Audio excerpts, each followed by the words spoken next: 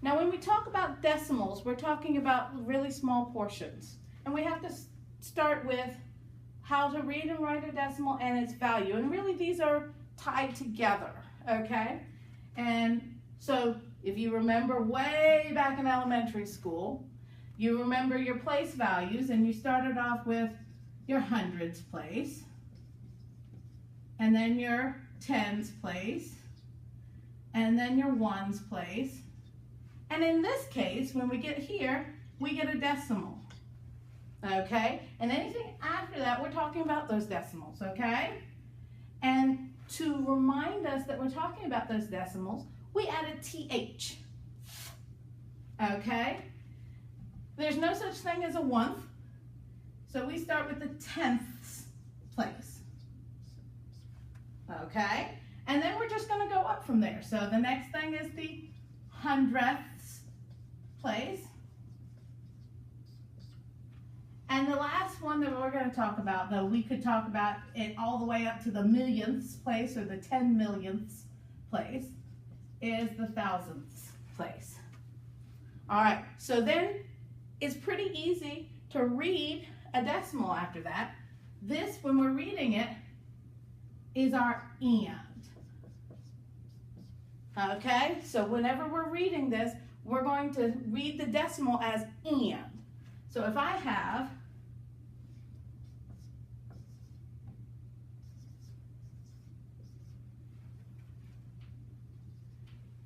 you're going to read this whole number as 1 and this whole number as 1, and we're going to put an and, okay, like this.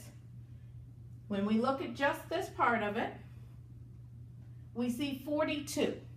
So we're going to call it 42 and if we look at this whole part of it, we see 387, and we go to the last thing, thousandths. So 42 and 387 thousandths, okay? What if we had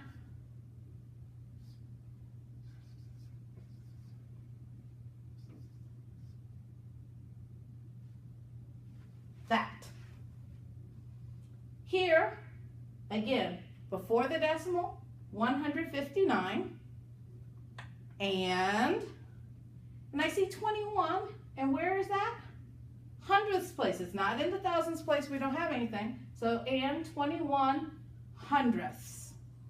159 and 21 hundredths. Okay? Once you've figured out the value of your decimal, then you're just reading it like we talked about.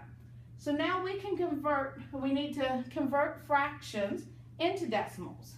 And the way we're going to convert fractions into decimals is by remembering what those fractions represent. So if I have 4 over 5, this bar right here, our fraction bar, really is just a divide, okay? And I know most of you write it like this, right? So we can write it exactly how it is. So 4 came first, divide 5. And then we can put that in our calculator. We don't have to do the long division. Nobody is requiring anybody to go way back and do our long division.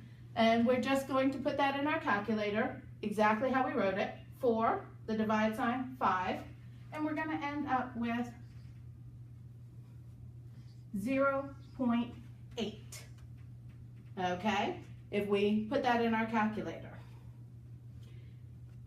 What happens if I get something bigger than that? What happens if I get something like 1 5/6? How do I convert that into a decimal? Oop, we gotta go back now. We remember our fractions? How do we change that mixed number into an improper fraction? Because we got to have it all fractions. We can't have a little bit of numbers and a little bit of fractions. We got to get everybody in the same thinking mode. They all got to do the same thing, and then we can deal with them, okay? So remember, 1 times the 6 plus the 5. 1 times 6 is 6 plus 5. 6 plus 5 is 11. So we're going to put that 11 up here. And then we keep the denominator the same. Now, we can write that, right? 11 comes first. Divide 6. And then we will come up with the answer if we put that in our calculator. Then we have 1.83, and that 3 is just going to keep repeating. That's what that symbol means. So we would call this 1 and 83 hundredths. Okay? And that's all converting fractions is we're just going to put it in our calculator exactly how we see it, remembering that this bar right here is a division. Percent are very similar. Percent, if we're going to convert a percent into a decimal, let's say the store is having a 30% sale. I like sales, so I'm going to be all on this one. When we think about the word percent, how many cents are in a dollar? 100, right? Per, if I said each one of these people, there are 2 per person, then you're going to be dividing it up. So per means to divide, and cent means 100. So that's what we're going to do. This is literally telling me divide 100. So I take my 30 and I divide, there's my per, and 100, there's my cent. 30 divided by 100, we put that in our calculator and we get 0.3. All right? Well, Miss Jenna, can't possibly be that easy, right? I know. But I'm telling you it works that way for everything. So, what if we had some weird number, somebody said, this is our 57th anniversary, so we're gonna give you 57% off.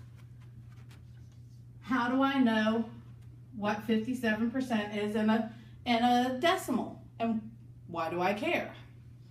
57%. So I'm gonna write my 57. What did we say percent meant? Per? That's right, divide. Cent, 100, and you're going to get 0.57. That's all there is to it. Now, why the heck do we care?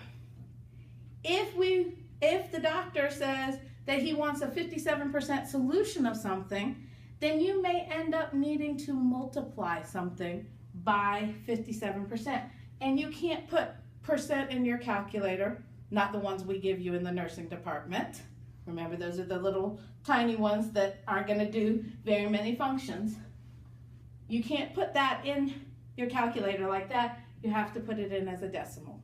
And that's all the reason you need for that. Let's say you wanted to give the waitress a 20% tip instead of a 15% tip. Then you can put it in your calculator, easy breezy, by putting the number, the amount that you're doing for your meal, how much the meal costs, and then convert that decimal into, that percent into a decimal, and you've got it. You've just tipped her a little extra, which I'm sure she appreciates.